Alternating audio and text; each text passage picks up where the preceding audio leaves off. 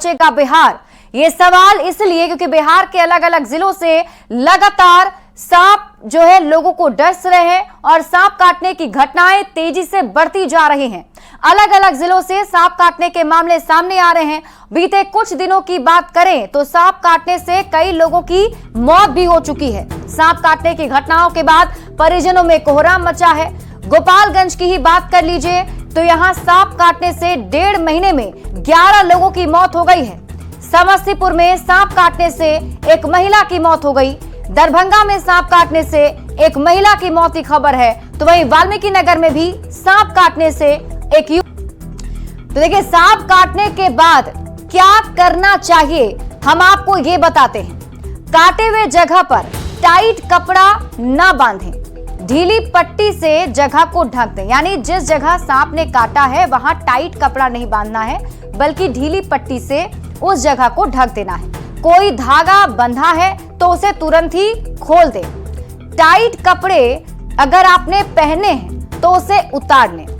सांप ने पैर में अगर काटा है तो जूते उतरवा दें। जहर को चूस कर निकालने सकते हैं। अगर दांत के कई सारे निशान हैं तो सांप जहरीला नहीं है। इसे आप आइडेंटिफाई भी कर सकते हैं कि किस सांप ने काटा है, जहरीले सांप ने काटा है या फिर नहीं। ओझा गुनी और तांत्रिक के चक्कर में पड़ने की जरूरत नहीं है। कई बार ऐसा देखने को मिलता है कि लोग अस्पताल ना जाकर ओझा गुनी के चक्कर में पड़ जाते हैं, तांत्रिक से झाड़ फूंक करवाने लगते हैं, लेकिन आपको उनके चक्कर में नहीं पड़ना है। सजगता से जान बचाई जा सकती है। अगर आप ये सब कुछ करते हैं तो आप व्यक्ति की जान बचा सकते हैं। और अरवल से आपको बड़ी खबर बता दें, जहां 7 लोगों को जहरीले सांप ने काट लिया है। सभी का सदर अस्पताल में इलाज जारी है। एंटी स्नेक वेनम अस्पताल में उपलब्ध है। बताया जा रहा है कि खेत में काम कर रहे थे ये सभी और तभी अचानक सांप ने काट लिया। अभी बारिश का मौसम है, बरसात हो रही है, तो ऐसे में सांप जो है वो खुली जगह पर मौजूद होते हैं। खेत में काम करने वक्त भी सावधानी बरतनी चाहिए, क्योंकि अरवल से जो आपको खबर बता रहे हैं, बताया जा रहा है कि सभी 7 लोग खेत में काम कर रहे थे और तभी जहरीले सांप ने इन्हें काट लिया। हालांकि समय रहते अस्पताल पहुंचा दिया गया है। एंटी स्नेक वेनम अस्पताल में उपलब्ध भी है और इन सभी का इलाज जारी है। तो वहीं लोकसभा में सारण से बीजेपी सांसद राजीव प्रताप रूडी ने सांप के काटने का मुद्दा भी उठाया। उन्होंने कहा कि सांप काटने से देश में सबसे ज्यादा 10,000 लोगों की मौत बिहार में होती है। राजीव प्रताप रूडी ने सांप के काटने से होने वाली मौतों की दर पर चिंता जताई और कहा कि बिहार सबसे गरीब राज्य है, जो गरीबी और प्राकृतिक आपदाओं दोनों को झेलता है। सरकार चाहे तो कई मौतों को रोका जा सकता है। से अधिक लोग सांप काटने से मारे जाते हैं और संकट यह है कि सांप के सुरक्षा की जिम्मेवारी माननीय भूपेंद्र यादव जी के पास है और स्वास्थ्य की जिम्मेवारी हो जाती है माननीय नड्डा जी के पास। लेकिन पूरे भारतवर्ष में इसके प्रचार प्रसार और इसके प्रिवेंशन के बारे में कौन सा मंत्रालय है, ये हम सब लोग। तो बिहार में सांप काटने की घटनाएं लगातार बढ़ रही हैं। आंकड़े बताते हैं कि करीब 10,000 लोगों की मौत हर साल बिहार में सांप काटने से हो जाती है।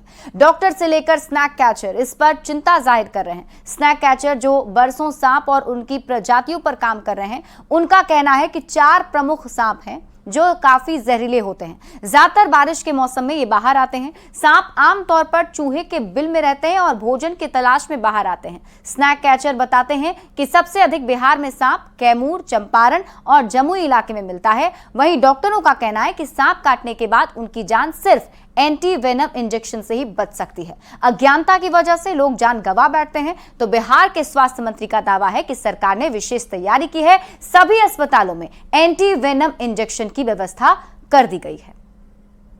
घुसना शुरू हो जाता है तो जहरीले सांप जैसे कि बिहार में जो पाए जाते हैं, कोबरा सबसे ज्यादा पाया जाता है। उसके बाद आपको करैत जो होता है, करैत पाया जाता है। उसके बाद आजकल रसल वाइपर और 100 वाइपर, ये 4 स्नेक जो हैं बिहार में बहुत कॉमन हो गए हैं। और खासकर अपना मोकामा जो टाल है, चंपारण वाला एरिया है, जमुई का एरिया है, ये सब एरिया में मतलब ये स्नेक बहुत ज्यादा पाए जाते हैं। स्पीसीज हैं जो काम कर रहे हैं, जो काटा करते हैं। लेकिन आप ये समझ लीजिए कि 250-250 स्पीसीज में सिर्फ 13 स्पीसीज ऐसे हैं जो खतरनाक हैं, जो पॉइजनस हैं। और उस 13 स्पीसीज में 4 स्पीसीज मोटा मोटी भारतवर्ष में वो ज्यादा खतरनाक हैं, जिसको कहते हैं हम लोग कोबरा, करैत और वाइपर, रसल वाइपर और 100 स्केल वाइपर।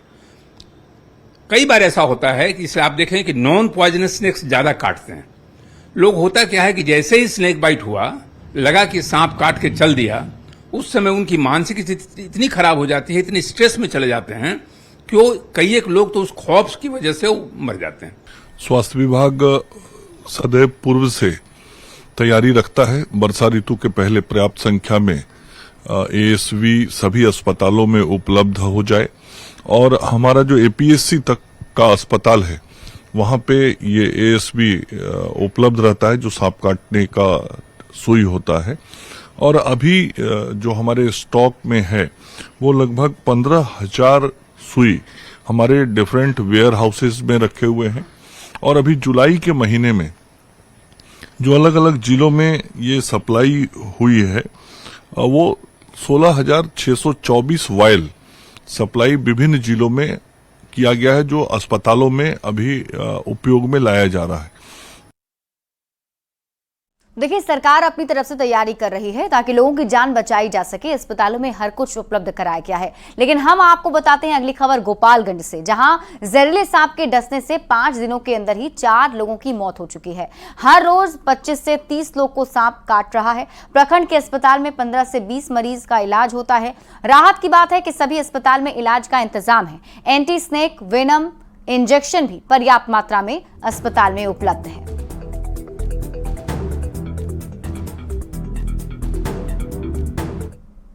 लोकसभा में बिहार के सारण के सांसद राजीव प्रताप रुड्डी ने सांपों से हो रही लोगों की मौत का मुद्दा उठाया है। राजीव प्रताप रुड्डी ने कहा है कि बिहार में हर साल तकरीबन 10,000 लोगों की मौत जहरीले सांपों के डसने से हो रही है। ऐसे में गोपालगंज में भी हर रोज लोग जहरीले सांप के शिकार हो रहे हैं और पिछले 5 दिनों में 4 लोगों की मौत हो चुकी है। इस वक्त हम मौजूद हैं गोपालगंज के सदर अस्पताल में, और यहाँ पर जहरीले सांपों के डसने के बाद कई मरीजों को इस वक्त भर्ती किया गया है। क्या कुछ इंतजाम है अस्पताल में, क्या बचाव करना है, कौन कौन सी दवाइयाँ जो है वो इस वक्त चल रही है, तमाम चीज़ों की जानकारी हम दिखाएंगे। लेकिन इससे पहले गोपालगंज के सदर अस्पताल के इमरजेंसी वार्ड का ये रेड एरिया वाला वार्ड है, जिसमें जहरीले सांपों के डसने से तमाम मरीजों को इस वक्त भर्ती किया गया है। और यहाँ पर डॉक्टर भी हैं जो लगातार मरीजों का ट्रीटमेंट कर रहे हैं। सीधे तौर पर हम डॉक्टर से ही जानने की कोशिश करेंगे कि सांप डसने के बाद क्या कुछ करना चाहिए। सर, सांपों का इन दिनों कहर ज़्यादा बढ़ गया है, तो सांप डसे तो लोगों को क्या क्या बचाव करना चाहिए? बरसात के मौसम में स्नेक बाइट के केस बहुत ही ज़्यादा आती है, क्योंकि इस मौसम में किसान भाई लोग जो है वो खेत में नंगे पाँव काम करते हैं, जिससे कारण जो है सांप अधिकतर जो पैर में ही काट दे। उसके बाद अगर सांप काट ले तो कोई भी पब्लिक को, कोई भी पेशेंट को जो है तुरंत में साबुन और पानी से बढ़िया से उसको अच्छी तरह से धो लेना चाहिए, और ड्राई बैंडेज जो है हल्का बैंडेज बांध लेना चाहिए, और तत्काल जो है झाड़ फूँक के चक्कर में नहीं पड़ना चाहिए। तत्काल जो है किसी नज़दीकी स्वास्थ्य केंद्र में चले जाना चाहिए इसके इलाज के लिए। अस्पताल में इलाज के क्या इंतजाम है? यहाँ पर एंटी स्नेक वेनम बहुत है। एवीएस का बहुत बढ़िया बहुत अच्छी तरह से पर्याप्त मात्रा में है, सुई की कमी नहीं है। ये चिकित्सक हैं और बता रहे थे कि सांप डसने के बाद अधिकांश ऐसे लोग होते हैं जो झाड़ फूँक कराने के चक्कर में पड़ जाते हैं और अस्पताल पहुंचने में काफ़ी विलम्ब हो जाता है, और ऐसे में उनकी जान बचा पाना मुश्किल हो जाता है। तो गोपालगंज की अगर बात करें तो हर रोज़ सदर अस्पताल में 8 से 10 सर्पदंश के शिकार मरीज पहुंचते हैं। हालांकि अस्पताल प्रशासन का यह दावा है कि सभी अस्पतालों में एंटी स्नेक वेनम जो इंजेक्शन है वो पर्याप्त मात्रा में मौजूद है। गोविंद कुमार, न्यूज़ 18, गोपालगंज। और समस्तीपुर सदर अस्पताल में न्यूज 18 की टीम ने रियलिटी चेक किया है। अस्पताल में एंटी स्नेक वेनम इंजेक्शन उपलब्ध है या नहीं, इसका पता लगाया गया। तो अस्पताल के इमरजेंसी वार्ड में एक मरीज मिला जिसे सांप ने काटा था। परिजनों ने बताया कि अस्पताल में उनका इलाज चल रहा है। डॉक्टरों ने बताया कि अस्पताल के इमरजेंसी वार्ड में फिलहाल 75 वैक्सीन उपलब्ध है। अस्पताल का जायजा लिया है न्यूज 18 संवाददाता मुकेश कुमार ने। बारिश के मौसम में सांप के डसने की घटना काफ़ी बढ़ जाती है, और इसको लेकर स्वास्थ्य विभाग के द्वारा क्या कुछ तैयारी की गई है, इसे हम जानने के लिए समस्तीपुर के सदर अस्पताल के इमरजेंसी वार्ड में पहुंचे। यहाँ पर ये तस्वीर अस्पताल की है और अभी कुछ देर पहले ये शख्स है जिन्हें खेत में काम करने के दौरान सांप ने डस लिया था। क्या नाम हुआ आपका? लगारी पासवान। कहाँ घर हुआ? खजरी। क्या हुआ है? सांप सर काट लिया। सांप काट लिया? जी। कहाँ पर काट लिया? या अमरी में। अच्छा, तो यहाँ अस्पताल में इलाज ये सब चल रहा है? इलाज चल रहा है सब यहाँ पे? जी सर। क्या सब हुआ है? सेक्शन पड़ा है। इंजेक्शन? जी। इंजेक्शन पड़ा है? जी। हमारे पास सदर अस्पताल के चिकित्सक है सर, यहाँ पे सांप काटने के बाद ये हाँ, ये एंटी स्नेक माइल मेरे पास सफिशिएंट अमाउंट में है और अभी इसकी कोई घबराने की कोई बात नहीं है। अगर कोई पेशेंट आता है तो उसको हम लोग आराम से कर लेंगे काम। तो यहाँ पे अभी एक पेशेंट है आया है, लेकिन अभी उसको लक्षण नहीं है, अभी उसको एंटी स्नेक वेनम नहीं पड़ा है। अभी उसको कोई लक्षण नहीं है। विषैले सांप का जो काटने के बाद जो लक्षण होता है वो अभी तक उसमें नहीं डेवलप किया है, इसलिए भी नहीं दे गया है। तो समस्तीपुर सदर अस्पताल के हमने रियलिटी चेक की है और यहाँ पर रियलिटी चेक में समस्तीपुर सदर अस्पताल पास मिला है। यहाँ पे 75 बाइल जो है वो सुई यहाँ पे हैं जो सांप काटने के बाद दिए जाते हैं। Mukesh Kumar, news 18 network, Samastipur. तो बारिश का मौसम आते ही सर्पदंशी घटनाओं में बढ़ोतरी हो जाती है और लोग इलाज करने के लिए अस्पताल से लेकर निजी क्लिनिक में पहुंचते हैं।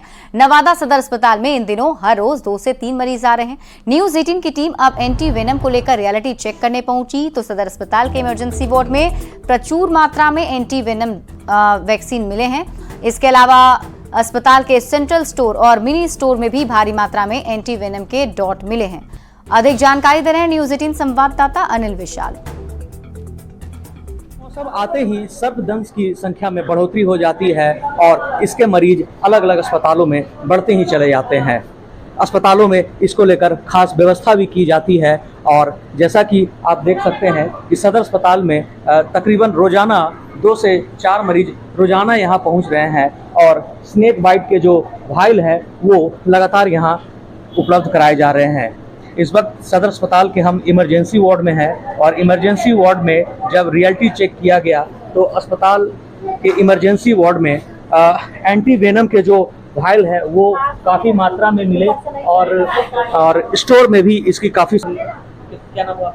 किरण कुमारी जी है ना। जैसा कि आपने सुना कि यहाँ सदर अस्पताल में जो है जो स्नेक बाइट के जो वेनम है, जो डॉट्स हैं वो यहाँ प्रचुर मात्रा में पड़े हुए हैं और ऐसा बताया जा रहा है कि जिसे जितना भी ज़रूरत होता है, डॉक्टर की टीम जिसे जितना रिकमेंड करती है उन्हें उतना यहाँ दिया जा रहा है और पीएससी लेवल तक भी इसकी व्यवस्था काफ़ी अच्छे तरीके से की गई है और तकरीबन ऐसा देखा जा रहा है कि नवादा में रोजाना स्नेक बाइट के मरीज जो है यहाँ पहुँच रहे हैं। तो नवादा में स्नेक बाइट के जो डॉट्स है वो प्रचुर मात्रा में मिले और यहाँ इसकी व्यवस्था काफ़ी अच्छे तरीके से की गई है।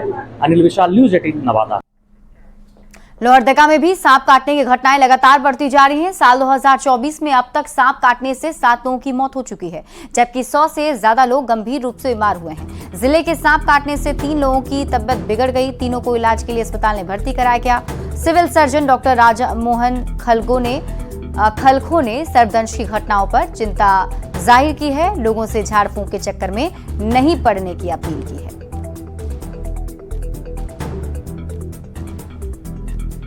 से जितना जल्द से जल्द उसका इलाज कराना बहुत ही ज़रूरी है।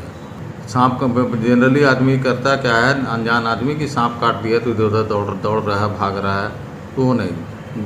जो जिस अंग में सांप काटा उसका मिनिमम से मिनिमम मूवमेंट होना चाहिए और जितना जल्द हम लोग का तो अभी एंटी स्नेक वेनम सभी ब्लॉक में भी उपलब्ध है, सदर में भी हम लोग के पास है।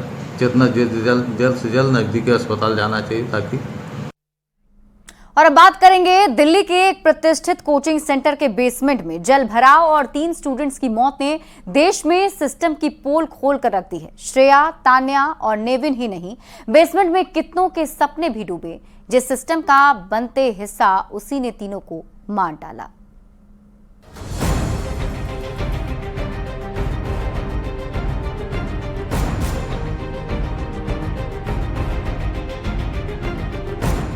गटर में कैसे डूब गया दिल्ली का सिस्टम? ये आक्रोश, ये गुस्सा, ये पीड़ा उन 3 छात्रों के लिए भी है जो कोचिंग सेंटर में बने मौत के तहखाने में मारे गए। ये गटर में डूब चुके उन सिस्टम के लिए भी है जिसने देश की राजधानी कहे जाने पर इतराने वाली दिल्ली के मुंह पर लापरवाही की कालिक मल दी।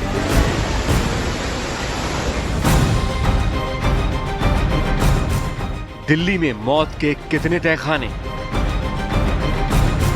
तो कौन है जिम्मेदार तान्या, श्रेया और नवीन की मौत का? क्या सिर्फ कोचिंग संचालक, सिर्फ एमसीडी, सिर्फ पुलिस, सिर्फ प्रशासन, सिर्फ सरकार? क्या उन तीनों मौत की जिम्मेदार वो सोच नहीं जिसकी वजह से दिल्ली में सैकड़ों की संख्या में ऐसे मौत के तहखाने खुले हुए हैं? कुछ दिन पहले दिल्ली के पटेल नगर में करंट से जान गंवाने वाला नीलेश राय खबर था और तान्या, श्रेया और नवीन दर्शक। और अब तान्या, श्रेया और नवीन खबर हैं और बाकी जीवित बचे लोग दर्शक। अंडरग्राउंड डेथ चैम्बर, कितने कोचिंग सेंटर? इसीलिए सवाल है कि आज तान्या, श्रेया और नवीन के लिए जो प्रदर्शन हो रहे हैं, उनके लिए जो कैंडल मार्च हो रहे हैं, इन 3 छात्रों के लिए जो गुस्सा है, क्या वो दिल्ली को गारंटी दे पाएगा कि अब ऐसा कोई और हादसा नहीं होगा? अब जिस पेरेंट्स पे बीत रही होगी वही जान सकते हैं, बट मेरे को लगता है ऐसा कि मैनेजमेंट पे तो कठोर से कठोर कार्रवाई, और राजेंद्र नगर में जितने भी इंस्टीट्यूट चल रहे हैं सब पे जांच होनी चाहिए कि मैंने यहाँ तक भी सुना है कि जो बेसमेंट में जहाँ पे ये हादसा हुआ उनका परमिशन ही नहीं था, उसका परमिशन एक स्टोरेज के था, लेकिन वहाँ पर लाइब्रेरी चल रहा है। क्या एमसीडी, प्रशासन, सिस्टम या सरकार गारंटी दे पाएगी कि दिल्ली में कोचिंग सेंटर के नाम पर अब कोई अंडरग्राउंड डेथ चैम्बर खुला नहीं रहेगा? सोचिए क्या स्थिति रही होगी जब भविष्य के सपने देखने वाली आंखें अपने सामने मौत खड़ी देख रही होंगी। तान्या, श्रेया और नवीन कितने छटपटाए होंगे। उन्होंने बेसमेंट में गटर से पानी भरता देखा होगा। उस वक्त जान बचाने की जो चीखें गूंजी होंगी, वो क्या दिल्ली के सिस्टम को जगा पाएंगी, या फिर इन 3 मौतों का शोर दबने के बाद फिर ऐसी ही खामोशी पसरी होगी जो इस वक्त इस कोचिंग सेंटर में पसरी है जहां ये हत्या वाला हादसा हुआ। जब ये हादसा हुआ तो वहाँ हदेश चौहान नाम का चश्मदीद भी था, जिन्होंने ये वीडियो शेयर कर दावा किया कि हादसे वाले वक्त में वो भी बेसमेंट में फंसे थे। हदेश का दावा है कि सिर्फ 10 मिनट में कोचिंग सेंटर का पूरा बेसमेंट पानी से भर गया। न्यूज़ 18 इंडिया की टीम एक्सक्लूसिव तौर पे पहुंची है राव कोचिंग सेंटर के अंदर, जहां यह पूरा का पूरा हादसा हुआ है। हम आपको वो तस्वीरें दिखाने जा रहे हैं। सीढ़ियों से पहले देखिए, सीढ़ियों पे आपको बर्बादी की तस्वीर दिख रही होगी, जिस तरह से ऊपर से पानी यहाँ पहुँचा है। हम इधर लाइट इधर दिखाइए, इधर कैमरे को ले जा रही है। देखिए अभी भी यहाँ पानी है। ये बायोमेट्रिक गेट है, 2 तरफ सीढ़ियाँ थी लेकिन बंद भी थी। बायोमेट्रिक गेट की बायोमेट्रिक लॉक होने की वजह से ये दरवाज़ा आपको दिख रहा होगा। हम अपने सहयोगी से कहेंगे वो यहाँ इधर दिखाएं तस्वीरें, और लाइट के जरिए अंधेरा है, हम आपको दिखा नहीं सकते। और ये पानी अभी भी देखिए, अभी भी पानी लगा हुआ है। न्यूज़ 18 इंडिया आपको तस्वीरें दिखा रहा है। अब ढूंढते रहिए कि जिस बेसमेंट में स्टोर और पार्किंग बनाने की परमिशन थी, वहाँ लाइब्रेरी कैसे बन गई। अब पता करते रहिए कि इस लापरवाही के लिए कौन कौन और कितने लोग जिम्मेदार हैं, क्योंकि तान्या, श्रेया और नवीन अब खबर बन चुके हैं और खबर की उम्र नई खबर आने तक ही रहती है।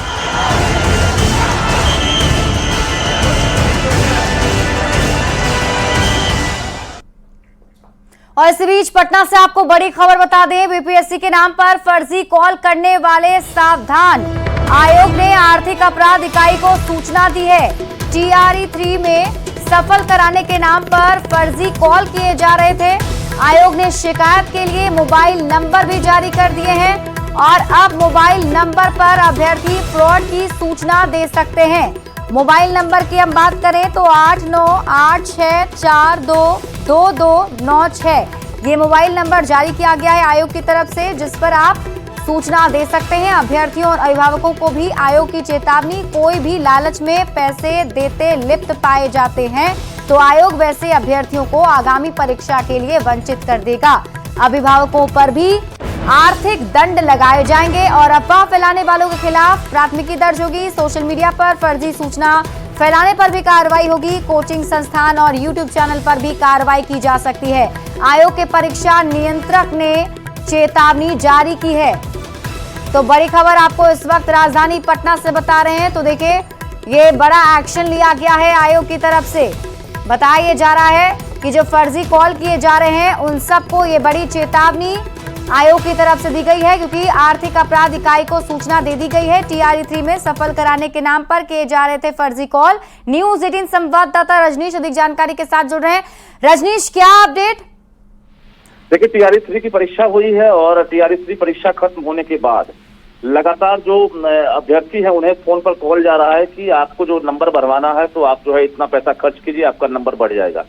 और BPSC का हवाला दिया जाता है। ऐसे में BPSC को सूचना मिली है और वो नंबर भी मिला है, जिसके बाद आयोग के चेयरमैन रवि मनु भाई परमार के साथ साथ परीक्षा नियंत्रक ने बैठक की है, सचिव ने, और EOU को इस तरह से कंप्लेन भी कर दिया है। आर्थिक अपराध इकाई की टीम भी एक्टिव हो गई है और कुल मिलाकर जो भी फर्जी कॉल करने वाले हैं उनकी शिनाख्त की जा रही है। इसके साथ साथ जो अभ्यर्थी हैं या जो फ्रॉड हैं उन्हें साफ तौर से आयोग ने चेतावनी दी है कि अगर आप अभ्यर्थियों को कॉल करते हैं, आयोग का हवाला देते हैं, पैसा ठगते हैं, तो सीधी तौर पर कार्रवाई होगी। और कुल मिलाकर जो पेरेंट्स हैं उन्हें भी कहा गया है, तो जो अभ्यर्थी इसमें शामिल होंगे अगर दोषी पाए जाते हैं तो उन्हें अगली परीक्षा के लिए डीबार कर दिया जाएगा, यानी प्रतिबंध लगा दिया जाएगा उनकी परीक्षा के लिए। जी ठीक है रजनीश, बहुत बहुत शुक्रिया तमाम जानकारी के लिए।